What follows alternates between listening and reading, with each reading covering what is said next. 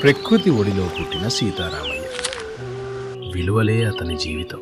కానీ మారిన యుగంలో టెక్నాలజీ వలన అతను ఒంటరిగా మిగిలిపోయాడా? నగరపు రద్దీలో, కాసుల వేటటలో ఎప్పుడూ బిజీగా పరిగెత్తే మనిషి అర్జున్ శ్రీనివాస్ మరి కొత్త టెక్నాలజీ ముందు నిలబడగలడా? లైక్స్, షేర్స్ మధ్య తన గుర్తింపును వెతుక్కుంటున్న జంజట్ తరానికి చెందిన అయాన్. అంతా ఏఐ చేస్తే మరి మనుషులేం చేయాలి? 3 తరాలు, 3 మార్గాలు. టెక్నాలజీ మన కోసం ఉందా? మనమే టెక్నాలజీ కోసం మారిపోతున్నామా?